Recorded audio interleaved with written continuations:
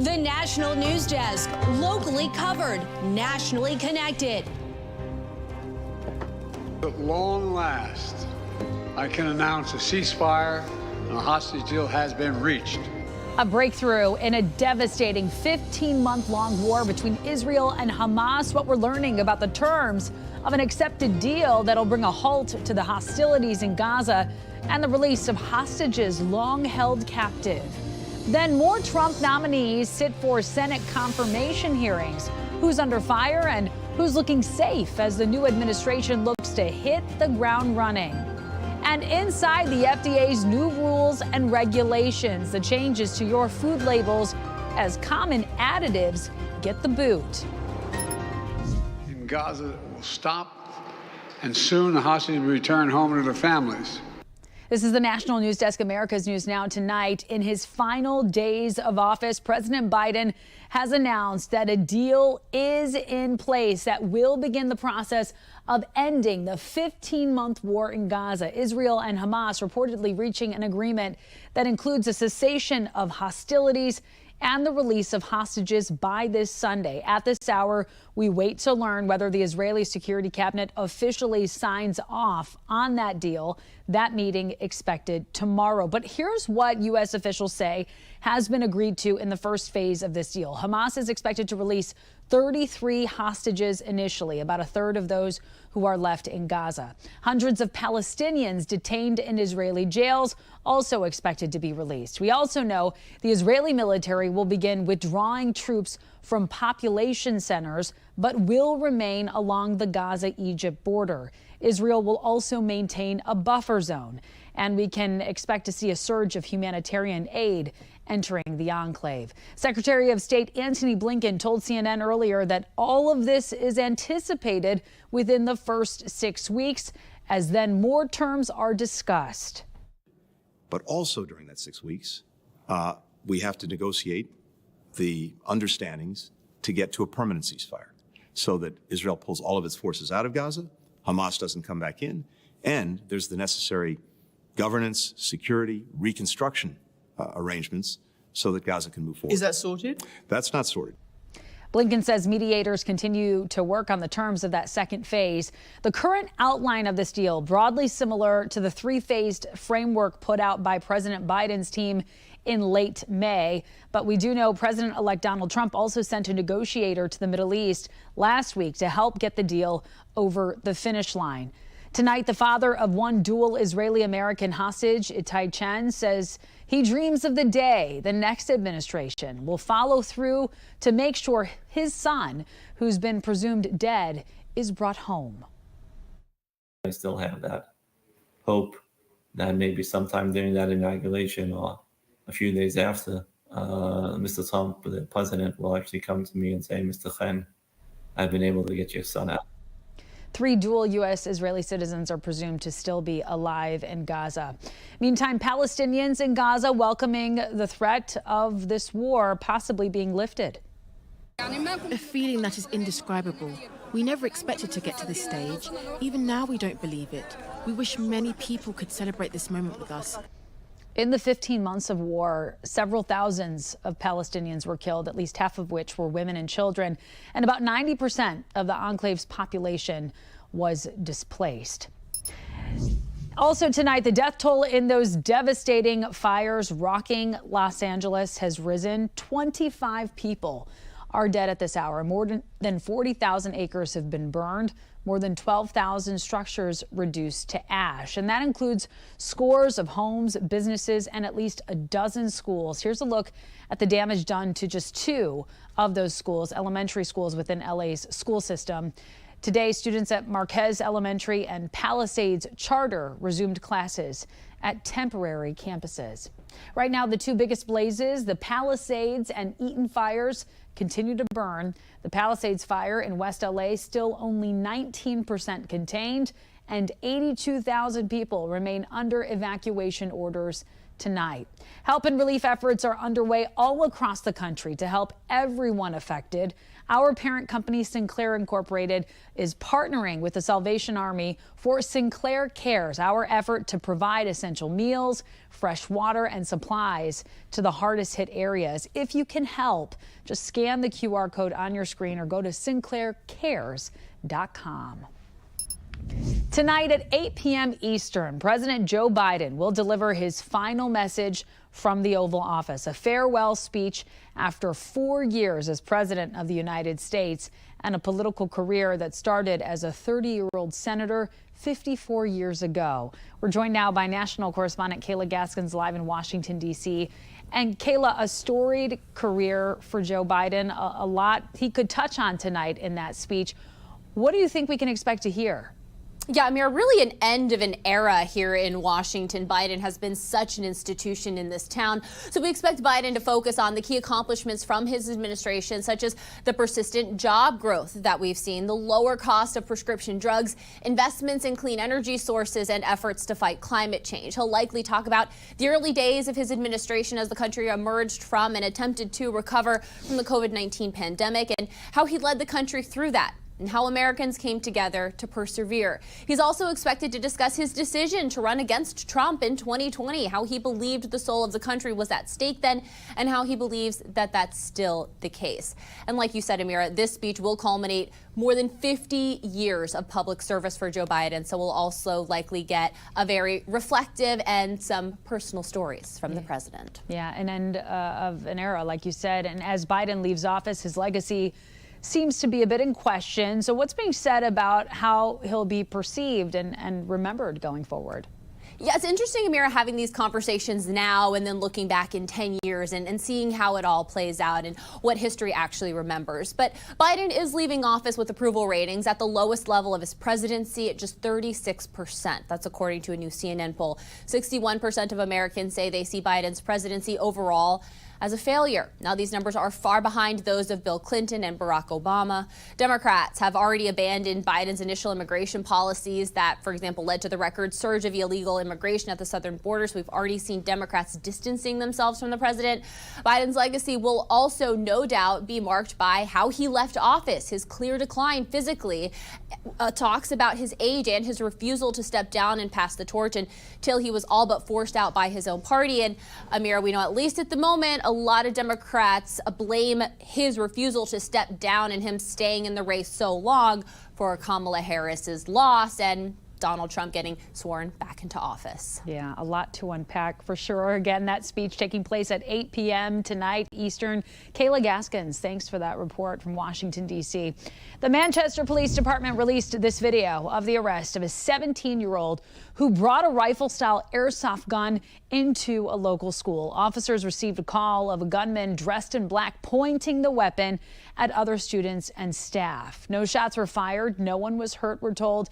The police department says that while being handcuffed, the minor said, quote, "This was supposed to be a suicide by cop."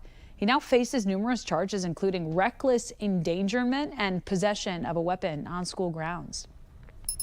The family of Robert Brooks, who died last month after being beaten while in protective custody, is suing New York's Marcy Correctional Facility for his wrongful death. 17 names listed in that lawsuit.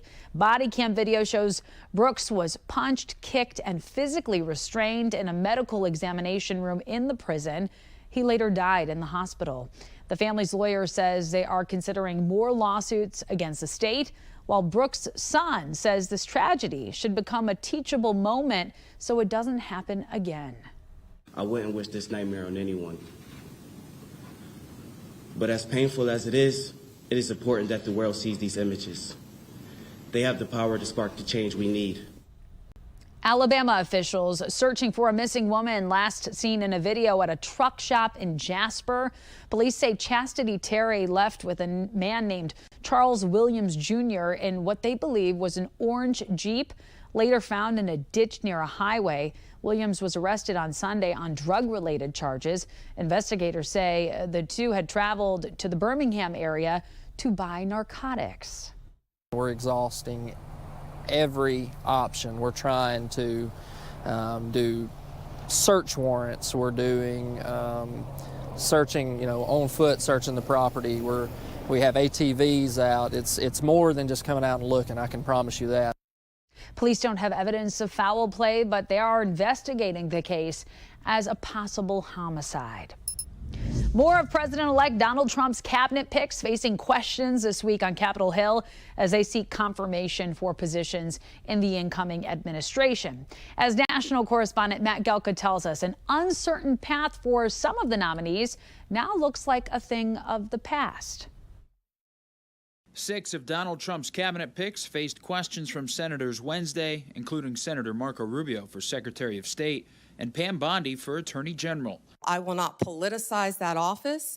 I will not target people simply because of their political affiliation. Rubio's path to confirmation is expected to be the safest, with the Florida senator earning respect from Republicans and Democrats during his time in the chamber. They want a strong America engaged in the world, but guided by a clear objective to promote peace abroad and security and prosperity here at home. But not many roadblocks remain overall for the incoming Trump cabinet. Secretary of Defense nominee Pete Hegseth was seen as having an uphill climb, with allegations of sexual misconduct and alcohol problems dogging his nomination process. Hegseth denied any wrongdoing. Iowa Senator Joni Ernst was seen as a key swing vote for Hegseth's chances after having reservations about his reported conduct, but made it official following his hearing this week. I figured you would ask this. So, yes, I will be supporting President Trump's pick for Secretary of Defense, Pete Hegseth. The main difference between Trump's first term and now may be how aligned the cabinet will be with the administration. Trump called some of his previous selections the biggest mistake he made while on the campaign trail. I picked some people that I shouldn't have picked. Bad people or disloyal people. His picks are now more aligned with his agenda, with Republicans rallying around them. What President Trump said, the number one goal for the Senate needs to be to get his team in place. I've met with just about all of them. I support every one of these nominees. Questions still remain for some picks like Tulsi Gabbard and Robert F. Kennedy Jr., but an actual downvote from the Senate for a cabinet pick is extremely rare. It's only happened 9 times in U.S. history.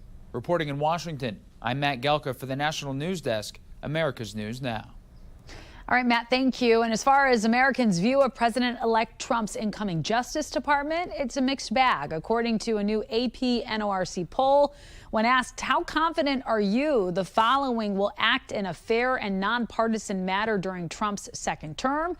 52% said they were somewhat or extremely confident in the FBI, while only 49% said the same for the DOJ. Not surprisingly, Republicans were more likely to support the new administration.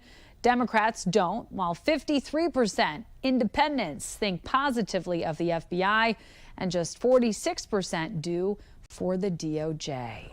The Department of Transportation is both suing Southwest Airlines and fining Frontier Airlines $650,000 for chronically delayed flights. Secretary Pete Buttigieg says today's actions are a message for all airlines that they are prepared to go to court to seek maximum penalties and enforce passenger protections. 2 weeks ago, DOT fined JetBlue $2 million for repeated delays on 4 of their regularly scheduled routes. Coming up, the latest temperature forecast as a long-lasting wave of extreme cold makes its way toward the United States. Then the commonly used ingredient that's now banned from foods, plus the change that could be coming to nutrition labels. And later, controversy surrounding the fatal beating of an inmate.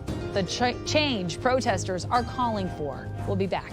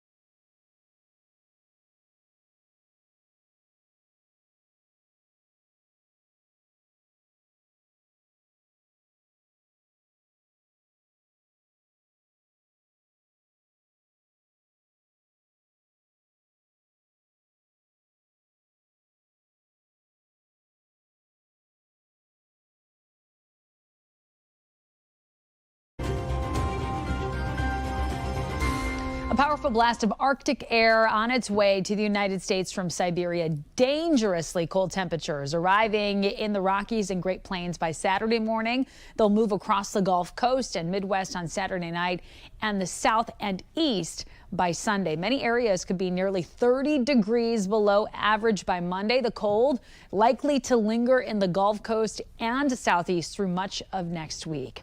Taking a look at your money, inflation still a huge problem in the United States, according to new government data. The consumer price index went up 2.9% in December on an annual basis. That's up from 2.7% the month before. If you exclude food and energy, inflation went down slightly. Overall, this shows there's still some work to do to get to the Fed's 2% inflation target. In 5 days, at least 5 states and the Capitol Hill grounds will fly their flags at full staff, despite President Joe Biden's order for a 30-day federal observance of mourning for the December 29th passing of former President Jimmy Carter. Alabama, Florida, North Dakota, Tennessee, and Texas will raise their flags on January 20th. Speaker Mike Johnson said Capitol flags will also honor the inauguration with flags up. The flag debate has happened before, back in 1973 at Richard Nixon's inauguration. All flags remained at half-staff following President Harry Truman's death. The use of red dye number 3 in food and drugs has now been banned. Studies have linked the dye to cancer in lab rats. The FDA says that finding requires them to ban the additive totally. The International Association of Color Manufacturers argues it is safe in levels typically consumed by humans. Food manufacturers have until January of 2027 to remove the dye from their products. The deadline for ingested drugs is January of 2028. The FDA also wants to limit the amount of nicotine permitted in tobacco products. The agency says if enacted, this rule would lower the addictiveness of these items. The announcement comes one day after the FDA announced a change to food packaging, adding nutrition facts to the front. The National News Desk's Jeff Harris has more. The FDA wants nutritional information to be visible and easy to understand. On these labels, saturated fats, sodium, and added sugar content would be the main focus, breaking down how much is in each product and if it's a high, medium, or low amount. Dr. Cecil Bennett, a primary care physician in Georgia, tells us throughout his 2-decade career practicing medicine, he's seen an increasing rate of patients develop high cholesterol, obesity, and diabetes. A lot of the reasons why we're at increased risk of these disease processes has to do with the foods that we consume. To nudge Americans towards healthier choices, the FDA is proposing adding nutrition labels to the front of packages, focusing on 3 main areas. We're looking at food sodium content, looking at sugar content, and making a decision as to whether or not they're healthy. Take a look. This is an example of one of the front labels. It lists the percentage of saturated fat, sodium, and added sugars in the product, and it also ranks it as high, medium, or low. It's just another way of giving consumers more information about what we're consuming every day. Diego Rose, a nutrition specialist, tells us those high, medium, and low concentrations are determined by daily value. That have more than 20% of, say, the daily value for sodium, that would be considered high. And if it's 6 to 19%, it's medium, and if it's 5 or less, it's low. Rose says the labels won't replace the ones on the back, but rather give Americans a clear understanding of the nutritional facts of each product in a simplistic way. They can look at this product and that product and see which one is going to be better for them. Ultimately, it will be up to the Trump administration to decide if and how to finalize the rule. After that, large food companies earning more than $10 million a year will have 3 years to comply. Smaller companies an additional year. I'm Jeff Harris reporting from Washington. Jeff, thank you. People with sedentary jobs are much more likely to have insomnia. That's according to a new study in the Journal of Occupational Health Psychology. The researchers came to that conclusion using information from over 1,000 people over a decade of time. Most U.S. employees spend a lot of time sitting at work. Taking short breaks with physical activity can help. And a breakthrough tool to help stop a stroke is now in clinical trials at the Tri-Health Heart and Vascular Institute. Medical reporter Liz Bonus explains why it's one more option to help reduce risk. Hey there, everybody. This breakthrough, a tiny device placed in the neck by vascular surgeons. In those at risk for a stroke or a heart event, it can be life-saving. I was having heart palpitations and just, some health problems right there with the heart. 4 years ago, when Tony DeRose was first referred to Dr. Patrick Muck's surgical team at Ohio's Tri-Health Heart and Vascular Institute, he was told he had carotid artery disease, which predisposes him to stroke. And so when it gets to a certain blockage, we recommend a fix. At the time, he had a procedure where the artery in his neck was cleaned out. But recently, when the other side blocked up, Tony became one of the first patients in the nation to have a newer procedure. Where we make a small incision at the base of the neck, put a stent in, and while you do that, we have flow diverted away from the brain so no pieces can break off and go to the brain and cause a stroke. What keeps the pieces from breaking off is a micro mesh lining. It's being studied as part of the Sea Guardians 2 trial to see if it will continue to keep blood flowing but lower stroke risk in those such as Tony. His wife Sandy said before this procedure, Tony could barely take a walk. And now that's better. We can go for a walk or we can go to the mall. We can do things now, which we couldn't before. Dr. Muck's team says they are grateful now to have a new advanced tool to treat this kind of carotid artery disease. The nice thing is there's multiple ways to treat the same problem, and they both seem to be equivalent as far as risk. Now, as part of this trial, Tony will be followed long term, and this will tell us if this stent should become the new standard of care. With your health news, I'm Liz Bonus reporting. Well, coming up, a dramatic rescue caught on camera. Officers race against time to save a woman trapped in ice.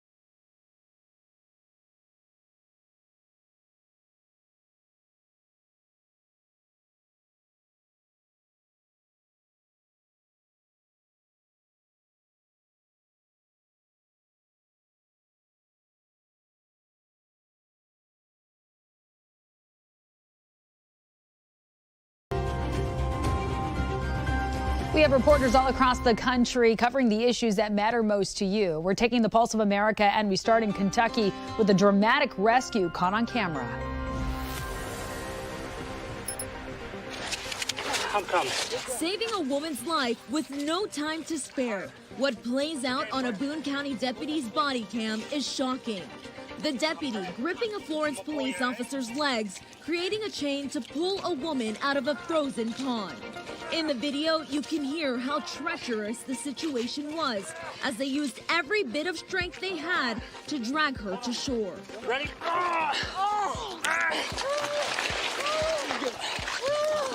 Hey, on your feet, let's get her out. Did you get my dog? Yep, got your dog. Police say she fell through the ice while trying to round up her dogs. If not for her neighbors and the heroic officers who jumped into action, Ray Kemp says this likely would have ended much differently.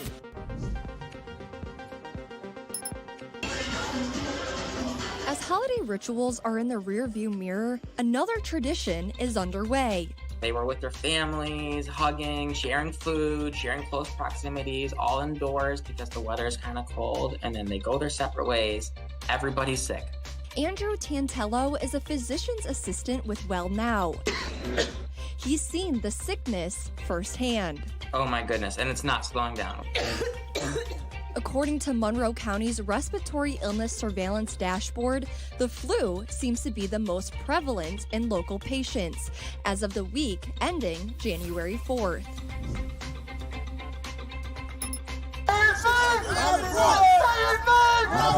In the blistering cold, a cry for answers after the death of Robert Brooks from his mother. What is they investigating? Tell me! His sons, including Robert Brooks Jr., also sharing messages with the crowd. It's not just my father, but it could be your cousin, it could be your uncle, it could be your niece, it could be your sister, it could be any one of us. Leading the effort, the Unified Black Caucus. They're calling for the closure of Marcy Correctional and to rename the land Robert Brooks Memorial Park.